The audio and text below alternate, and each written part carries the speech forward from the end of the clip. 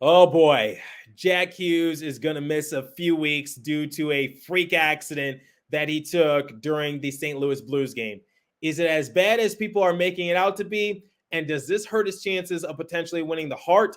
We have a lot to talk about in today's episode of Locked On Devils. Next man up, buckle up, everybody. You're Locked On Devils, your daily podcast on the New Jersey Devils, part of the Locked On Podcast Network, your team every day. Hi, this is Bryce Salvador, and you're Locked On Devils with Trey Matthews. Scores!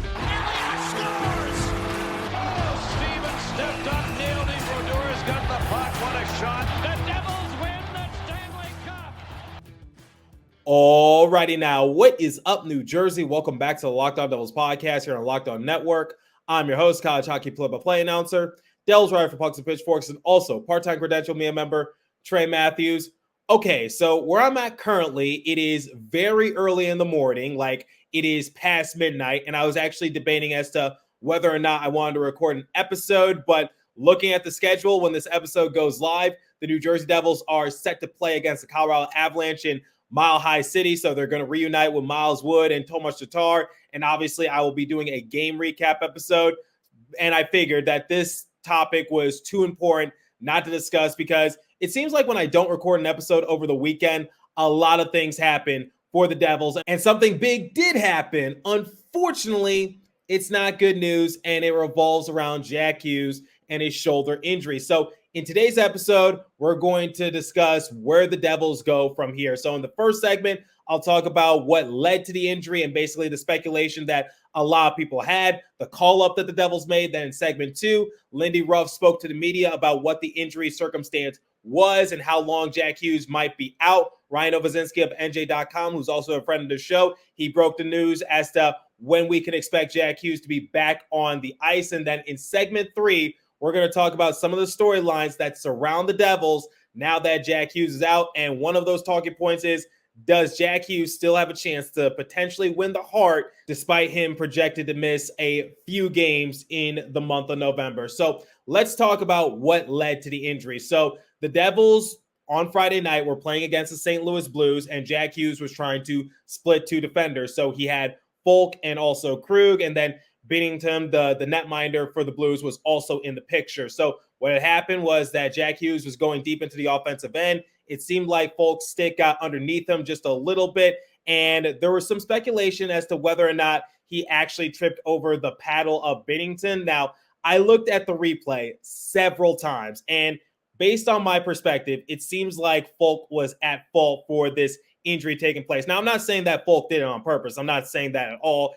It was a freak accident. It was a hockey play. And unfortunately, Jack Hughes just fell victim to that sort of circumstance. But nonetheless, Jack Hughes goes tumbling down to the ground and he crashes shoulder first into the boards. And immediately he's grabbing his head. So a lot of people were worried. Is it a concussion-like symptom? Is he going to have to go onto the NHL's concussion protocol? Is it his shoulder? Did he repeat what he did a couple years ago, and now he's going to be out for like a month or two? So a lot of people were worried because later on, Jack Hughes did not return to game action, and basically everyone was just sitting on pins and needles. Nobody cared about the game for the rest of the way. Nobody cared the outcome. They just wanted to know what's the situation involving Jack Hughes. So the Devils the very next day had an off day, so nobody was able to reach out to Lindy to see like what Jack Hughes' timeline is looking like. Would he play in the next game against the Chicago Blackhawks?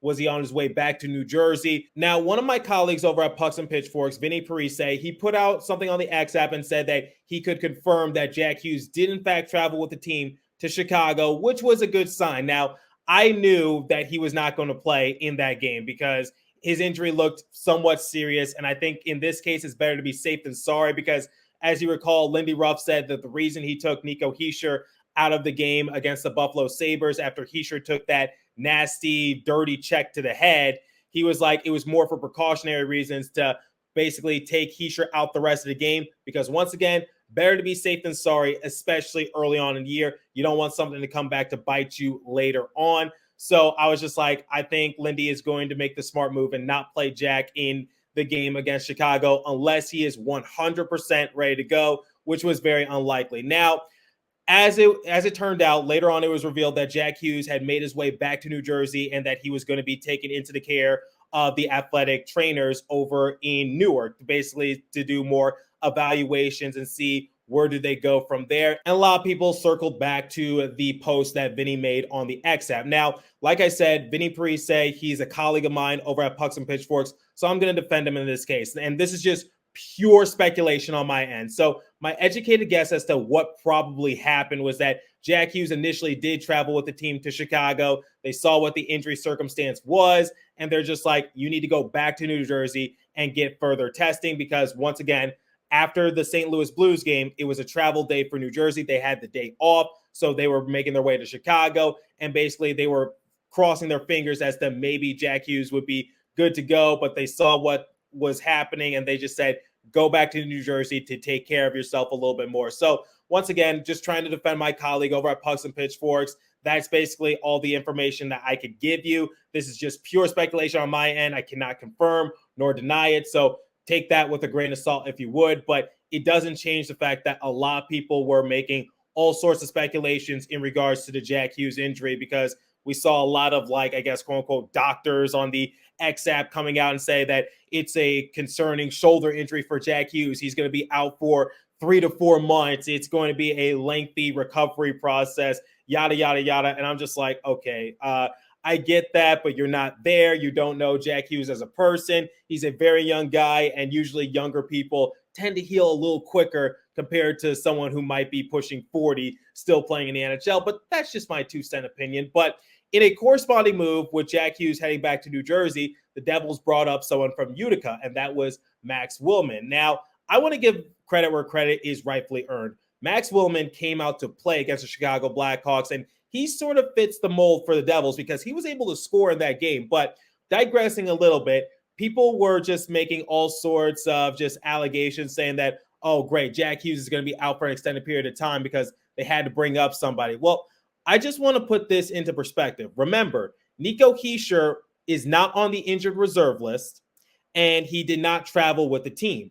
So technically, Hischier is still considered a scratch because, once again, he's not on the injured reserve list. So the Devils, for the time being, they only had one player available who was scratched, and that was Cal Foote. And I'm sure you don't want to see 11 forwards and 7 defensemen out on the rink anytime soon for the Devils. So that was probably the smart move to make in case Jack Hughes wasn't good to suit up in the game against Chicago. So just shining it in a different light because the Devils were spread thin in terms of options because Tomas Nosek was obviously not available. He's actually on the injured reserve list. Same with Colin Miller. So Cal Foote was the only, I guess, replacement that was available at the time. So they did have to bring up Max Willman just to give themselves some more options. But nonetheless, congratulations to Willman for basically fitting into the Devil system right away and being a great team player by scoring in that game against Chicago. That was impressive to see. Now, we're going to transition into what the official assessment was because in this segment, we focus a lot on speculation. But now let's skip the BS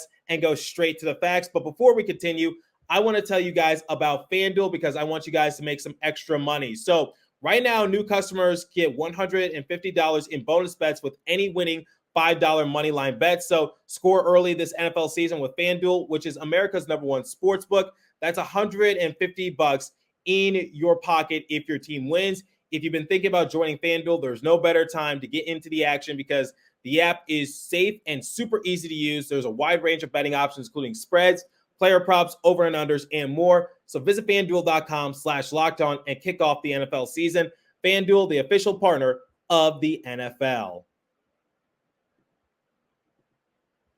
Okay, so as it said in the show Undisputed with Skip Bayless, let's skip the BS. All I spit is FACTS because we need to go from speculation to now the facts in regards to Jack Hughes' injury situation. So let's talk about what Lindy Ruff said to the media. So as soon as he was available to speak prior to the game against the Blackhawks, the first question that Lindy was asked, like, what was the injury circumstance involving Jack Hughes? And Lindy Ruff revealed that Hughes was going to be out week to week. And he also said that the Devils dodged a bullet in terms of it being worse than what it was perceived, as in Jack Hughes could have been out for a much longer period of time. Now, when we think about it, week to week, that has a lot of meanings to it, which is, could he be out for 2 weeks? Could he be out for 3 weeks, 4 weeks? What's the case here? Because that's a wide range of options to choose from. Obviously, people will like the shorter option, and a lot of people were expressing their disappointment on social media. But I want to take away a couple positives that was mentioned throughout the last couple days by both the Devils Discourse and also Lindy Ruff himself. So when we go back to the comment that Lindy Ruff said, which was that the Devils essentially dodged a bullet and it wasn't as bad as that they thought it could have been, I think that's an uplifting sign because, once again, guys, I know week to week is sort of bad. I'm sure it's not what we want to see, and I'm sure that no Devils fan wants to see Jack Hughes or Nico Hischier or whomever out for an extended period of time. I think everyone wants to see Jack Hughes play for an 82-game stretch, similar to like a lot of other fans that want to see their star players. I get it. But at the same time, it's not worst case scenario because the thing is that, yes, he's out week to week. But similar to what Lindy Ruff said, he could have been out for maybe a few months with that type of impact. And remember, Jack Hughes has a history of dealing with upper body troubles because if we recall a couple seasons ago, he took a nasty hit at the hands of Jeremy Lawson in the second game of the year against Seattle Kraken. They opened up the 2021-2022 season. So how long was he out for? He was out for a significant amount of time. I think he was out for like 4 or 5 weeks because he didn't return until like late November around American Thanksgiving time. So, and once again, that was the second game of the year. So that really put a huge damper on the Devils this season because they had already lost their star player. Now, the thing is like Jack Hughes could have been out for a much longer period of time, but similar to what I said in segment 1, he is very young, so he can recover from an injury quicker compared to someone who's in their mid-30s or maybe even pushing 40. So once again, I know it's bad, but it's not as bad as it could have been, similar to what Lindy was mentioning in his media availability. And I think that's a good sign for the most part. And also, let's go back a few months to February, a little after the All-Star game, in which Jack Hughes was also listed as week to week. Because remember, he was dealing with something shortly after the festives of the All-Star game. He and Brady Tkachuk got tangled up at one point during the matchup. Hughes later confirmed that it wasn't at the hands of Brady Tkachuk. He was already dealing with something. But nonetheless, he was listed as week to week. And he only missed 4 games, and he was still able to tally up 99 points. So this isn't the first time in which Jack Hughes has been listed week to week, but Ryan Novozinski of NJ.com, similar to what I said early on in segment 1, he got the official assessment. It is the right shoulder, and Jack Hughes will be out more likely than not for 3 to 4 weeks. Okay, so Jack Hughes is going to be out for a decent amount of time. Hopefully he returns a lot sooner, but basically that's what the official assessment is for the time being. Now, what are my quick thoughts before we transition into segment 3 and we talk about some of the storylines surrounding the Devils? My thing is like, this team is not the team from a couple seasons ago. The Devils have a lot more options in regards to like who could potentially replace Jack Hughes in terms of numbers and also his play style. So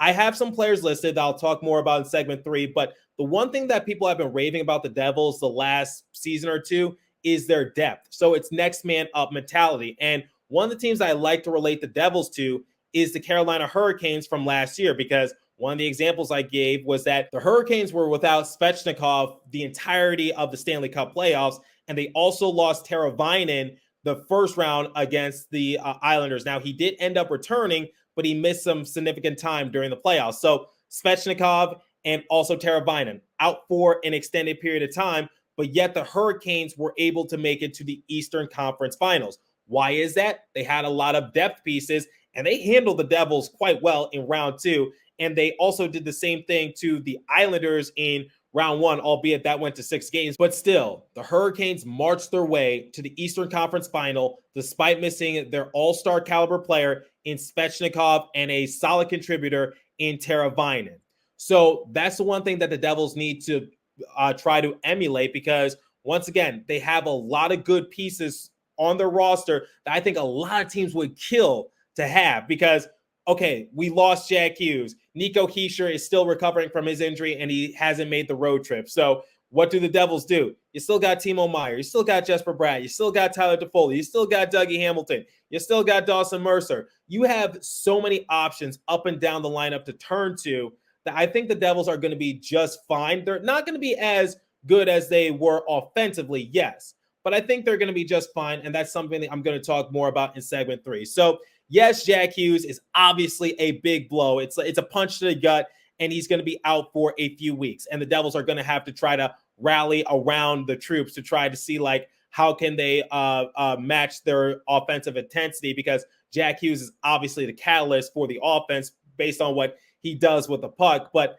at the same time, the Devils have some key depth assets that I think they can turn to, because we've seen Michael McLeod step up big time in Nico Hischier's absence. Now it's a matter of who's going to step up and try to replace the big gaping hole that Jack Hughes has left while he's recovering from his shoulder injury. So we'll talk about that momentarily. But before we continue, I want to tell you guys about GameTime. So here's the thing about GameTime. I'm sure you guys want to see the Devils play up close and personal, whether you're by the glass or you're up in the nosebleeds, whatever the case might be. Everyone wants to pack the rock. So you need to use the GameTime app, because here's some of the things I love about GameTime.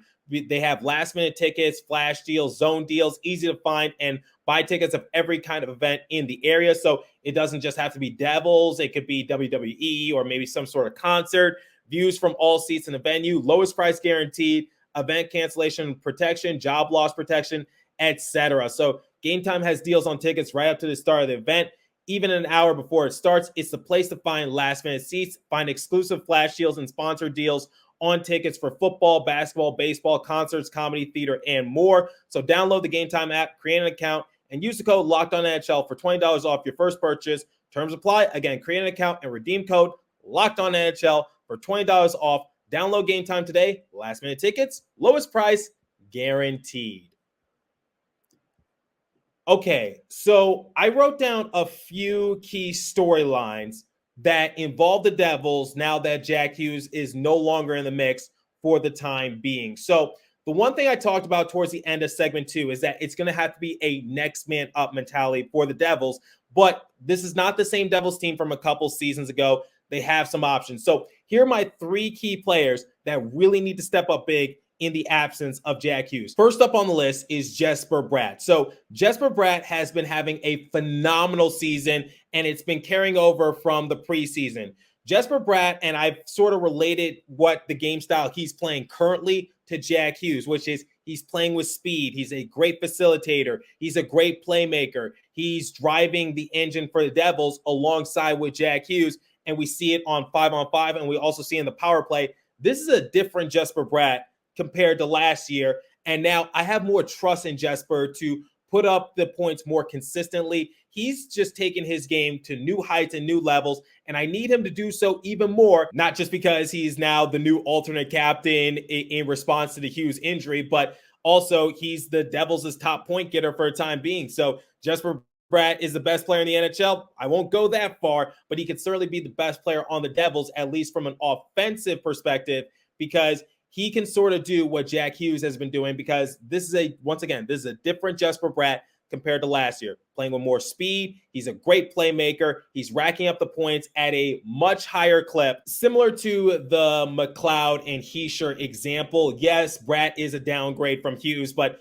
Hughes is just a one-of-a-kind player, and nobody can really replace him unless you're like one of the top NHL superstars in the league. So it's a tall order for anyone to try to replace Jack Hughes, but I think Jesper Bratt has a good chance to do so, because once again, racking up the points consistently, and I think he could definitely do some special things. Now that Jack Hughes is taken away from the equation, I think the X factor, like the component that needs to be filled or answered, is that can Jesper Bratt still maintain his great point production? Because the thing is like Hughes did assist him a lot in that sort of circumstance. And then the next player that I want to highlight, Tyler Toffoli. Toffoli, he just needs to continue to do what he does, which is he needs to find himself in the slot, get those grade A chances point blank, and someone will find him. Hopefully it's someone like Jesper Bratt who's able to find him in the slot.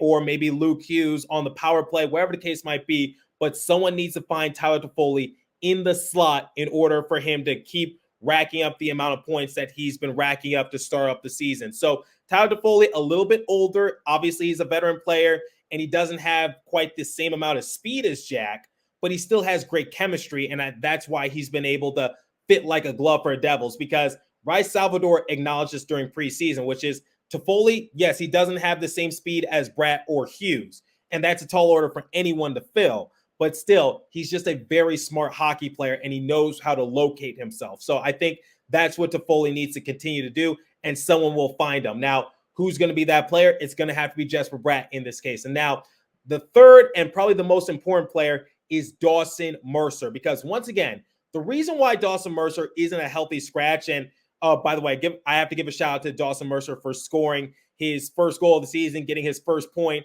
against the Chicago Blackhawks a couple days ago. Christy Flannery brought it up on the X app, and I backed her up 100%. I said, I've been very impressed with what Michael McLeod has been doing in the absence of Nico Hischier, but now it's Dawson Mercer's turn.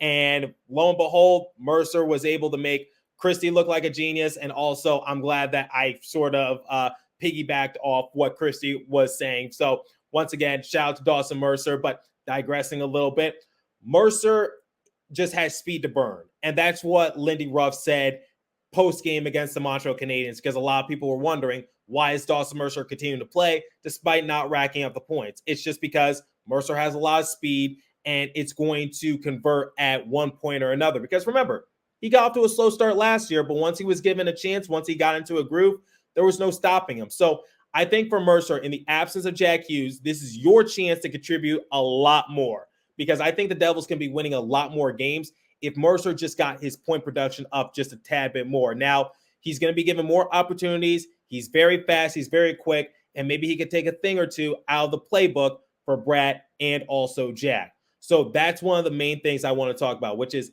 next man up. And the Devils have a lot more depth pieces. I didn't even mention Timo Meier being an option, or you can even think of Dougie Hamilton on the defensive side of things.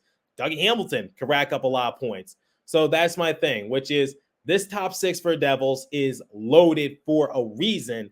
And having someone like Jack, yes, it hurts to lose him. Same with Hischier, but there are more options. So Toffoli, Bratt, Meier, Hamilton. Come on now. Let's not act like this team is a complete band of misfits or just a bunch of bums. Those are really good players that I think any team would kill to have on their unit. Okay. The next thing is defense needs to step up big time, because if the Devils go down 2-0 early, the game might be out of reach. Because while I do trust Jesper Bratt to try to score for the Devils, you cannot just rely on trying to mount a comeback, because you're not going to have the same sense of sorcery from Jack Hughes, who can carry you for a period and try to run and gun and tire out the opponents. You're not going to have that anymore. Jack Hughes was a huge catalyst as to why the Devils were able to mount those comeback victories, whether it's assisting on a go-ahead goal late in the game, or maybe just trying to once again tire out his opponents. Defense needs to step up big time, and that's all I'm going to say. They need to, because if Devils go down early, you don't have Jack Hughes to try to bail you out this time around. Third one, I hate to be the Debbie Downer in this case. I've been saying the last few episodes, but power play numbers might go down a little bit for the Devils. Now, here's the thing. If the Devils weren't able to convert on their next 10 power plays, they're still going to have one of the best power play percentages in the entire league. So they've already gone off to a magnificent start on the man advantage, but missing Jack Hughes, that definitely hurts a little bit. So I think for the Devils, it's just like, expect the power play numbers to go down just a little bit as you're missing Jack Hughes more and more. But the one thing I can sleep well at night knowing is that Timo Meier can hang in front of the net. Toffoli can hang in the slot. Luke Hughes is still a great playmaker and facilitator. I know Luke would love to join in on the rush a lot more, but he's making the smart move by trying to be a quarterback at top of the point for the Devils. So I think power play, it's still going to be good, but it's not going to be as great with Jack out of the mix. Now, here's probably the most important question that a lot of people have, which is the Hart chances. With Jack Hughes missing significant time, is it going to ruin his chances to win the Hart, especially when you have someone like Austin Matthews, who has more goals than the entire San Jose Sharks team combined? here's the thing. I think one of the big things that we look at for like MVP in any sport, and I've said it many times on the show, is the narrative. So if Jack Hughes is able to come back from injury and still pick up right where he left off and just go on this amazing tear of getting a lot of points and racking up the wins for the Devils, I don't think it's going to hurt his chances as much. It might like drop his stock down just a little bit and people might stop talking about him, but it's early on in the season. Like if he's able to just like go on a huge tear second half of the year and just keep doing what he's doing, he's going to be just fine because he's on pace to get like what, way over like 110 points, or I think somewhere in that ballpark. And math is not my thing, guys. That's why I'm in this industry. But yeah, so Jack Hughes was projected to score a lot of points already for the Devils. And if he returns from injury and he's still able to do that and lead the Devils to even more victories, then I don't think it's going to hurt his hard chances as much. Will he come out as winner? I don't really know. But the one thing that I'm sure is very important for the MVP voters is that what is the narrative surrounding a particular player? Because sometimes, unless you're Connor McDavid, stats aren't enough. They want a good story. They want a good a motive. Like what was the circumstance for this particular player and why should they win the Hart? That's the case for a lot of people. So I don't think it's going to hurt his chances as much. Obviously, less people are going to be talking about him. Hopefully no one really forgets about him. But Jack Hughes, I think he's going to be just fine. And yes, it's a bit of a damper, especially since he was the early front runner with the amount of points he was racking up and what he was doing for the Devils on the power play. But I think he'll be just fine, but we'll see what happens. So those are my entire thoughts in regards to the Jack Hughes injury. So let me know what you guys think. Do you think this Devils team is screwed without Jack Hughes? Do you think they can weather the storm? Because the main thing that I need to see from the Devils is that, yes, you're not going to be as good as you once were now that Jack Hughes and Nico Hischier aren't playing, but I still think they're a decent team, and all they have to do is just